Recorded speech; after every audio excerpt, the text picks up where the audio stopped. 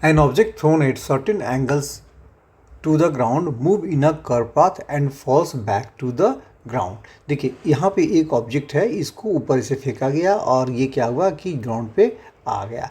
The initial and the final point of the path of the object lie on the same horizontal line. ये बोल रहा है कि initial और final ये सेम हॉरिजॉन्टल लाइन पे लाइज कर रहा है। ठीक है, तो what is the work done by the force of gravity. यहाँ पे हम बोला काम किसके द्वारा, और ये जो लड़का फेंका है जिसने, उसके बारे में नहीं बोला जा रहा, ये बोला ग्रेविटी ने कितना काम किया। देखिए ग्रेविटी जो है इस पॉइंट पे कहाँ लग रही है, नीचे की तरफ लग रही है।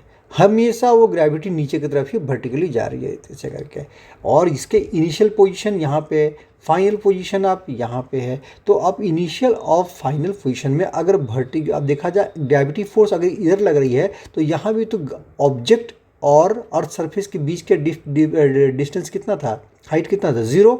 और यहाँ भी क्या था, यहाँ जब पहुँच गया तो ये भी 0 हो गया। तो चाहे इनिशियल हो चाहे फाइनल हो, अगर वर्टिकल डिस्टेंस की ऐसे बात किया जाए तो वर्टिकल फोर्स की वजह से इसमें कोई डिस्प्लेसमेंट नहीं हुआ। और हम जानते हैं कि work done is all multi product of force and the displacement. तो यहाँ पे कोई भी काम ग्रेविटी द्वारा नहीं किया जा रहा है। लेकिन अब एक्स्ट्रा चीज़ मैं आपको ये बता देता हूँ, सपोज़ कीजिए एक बच्चे ने जिसने फेंका उसके बारे में बोला जा रहा है, तो हाँ उसने काम किया क्योंकि उसने फोर्स लगाया इस डायरेक्शन में और ऑब्जेक्ट भी मूव किया इस डायरेक्शन में। तो कुछ तो ये तो डिस्टेंस फाइनल इनिशियल यहाँ पे गया, फाइनल यहाँ गया, तो डिस्प्लेसमेंट तो उसका तो हो गया काफ़ी ज़्यादा, तो उस समय काम होगा। तो अगर मैं यहाँ पे यहाँ पर किसी बच्चे ने फेंका उसमें तो काम होगा, लेकिन जी का काम कोई भी नहीं होगा। चलिए अब हम एक्सप्लेनेशन पढ़ लेते हैं थोड़ा सा।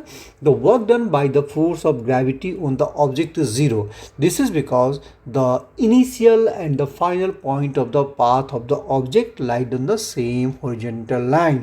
इनिशियल और फाइनल किस पे, सेम हॉरिजॉन्टल लाइन पे आता है, which means that vertical displacement of the object is 0। तो वर्टिकल डिस्प्लेसमेंट इसका शुरू में 0 था, अभी भी 0 है, मतलब ओवरऑल 0 ही है, राइट।